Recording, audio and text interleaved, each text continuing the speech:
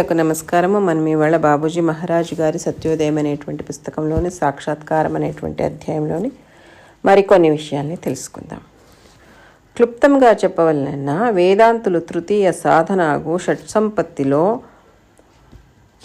మొదటిదైన శమము నుండి మనము సాధన మొదలెడుతుము.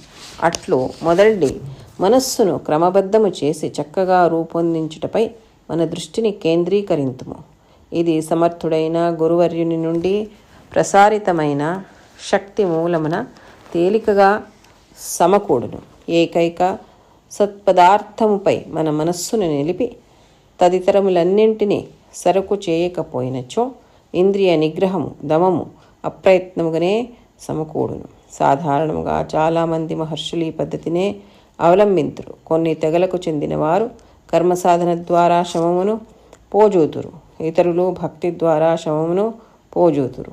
ఇంకనూ కొందరున్నారు, వారు వీటి రెండింటినీ వీడి సాధన ద్వారా ముందుకు పోదురు. నిజమునకు కర్మ ఉపాసన జ్ఞానములను నవి ఒకదాని కంటే ఇంకొకటి వేరైనది కాదు.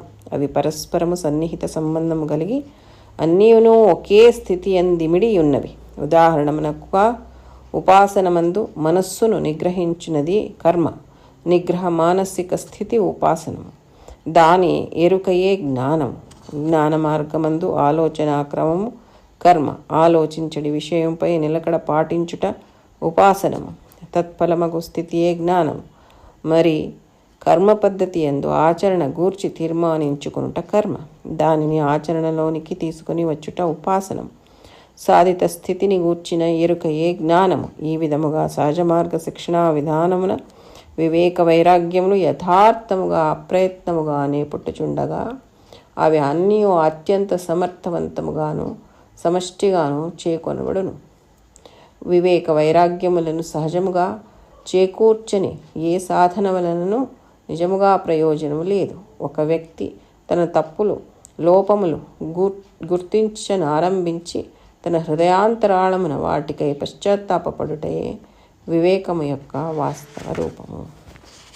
బాబూజీ గారు ఇక్కడ మనకేం చెప్తున్నారంటే, క్లుప్తంగా చెప్పాలంటే వేదాంతులు తృతీయ సాధనమైనటువంటి షట్సంపత్తులలో ఒక మొదటిదైనటువంటి శమము నుండి మన సాధన మొదలవుతుంది.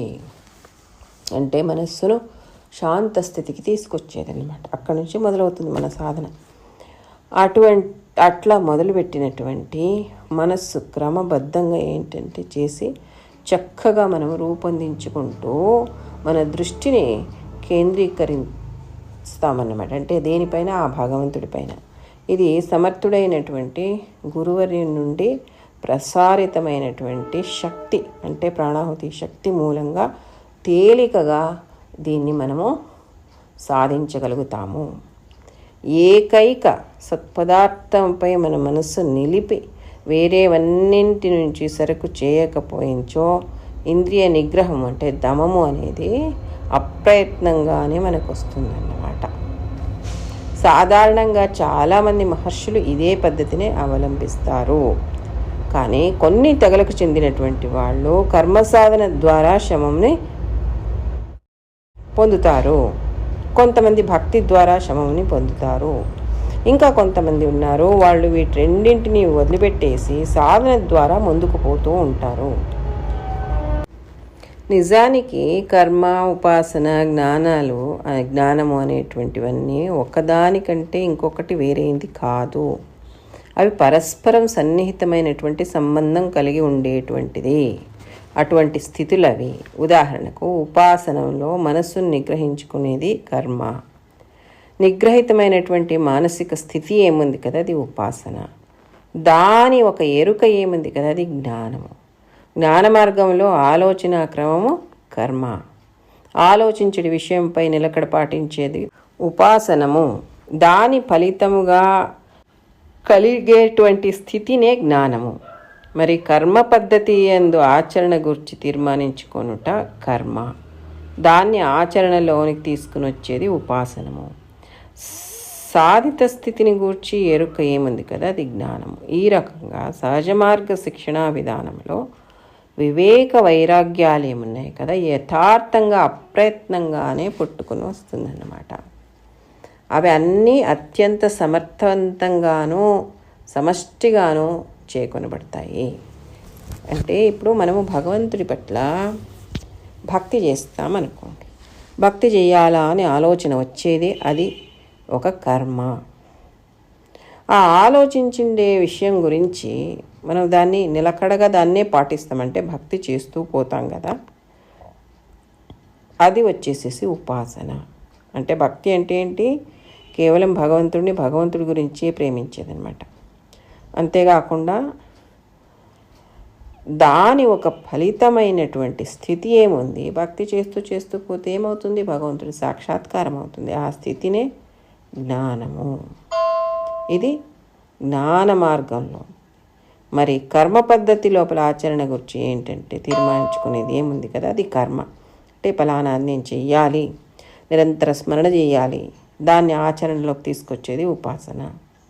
దాన్ని సాధించేటువంటి స్థితి, ఆ స్థితి యొక్క నిరంతరంగా అతనిలోనే జీవిస్తూ పోతాం కదా, అది జ్ఞానము. ఈ రకంగా సహజ మార్గ పద్ధతి లోపల, శిక్షణా విధానం లోపల వివేక వైరాగ్యాలు అనేటువంటివి తమంతట అవే వచ్చేటువంటి స్థితులు అన్నమాట. వివేక వైరాగ్యాలు సహజంగా చేకూర్చుకొని ఏ సాధన ఉంటుందో అది నిజమైనటువంటిది. ఏ సాధన ద్వారా వివేక వైరాగ్యాలు సహజంగా రావో అది సాధననే కాదు, అది నిష్ప్రయోజకము. ఒక వ్యక్తి తన తప్పుల్ని, లోపాలని గుర్తించేదానికి మొదలు పెడతాడో, తన హృదయాంతరాళంలో వాటికై పశ్చాత్తాపడతాడో, వివేకం యొక్క వాస్తవ రూపము అదినే. అంటే ఆ మనిషిలో వివేకము ఉంది, అది రూపుదిద్దుకుంటోంది. లేకపోతే మన తప్పుల్ని మనం ఎప్పటికీ గుర్తించకపోయినామంటే మనలో వివేకం లేదు అని. కాబట్టి మిత్రులారా, బాబూజీ మహారాజ్ గారు మనకి వాళ్ళ సత్సంగంలో చాలా చక్కగా శమము, దమము అనే దాని గురించి చెప్పినారు.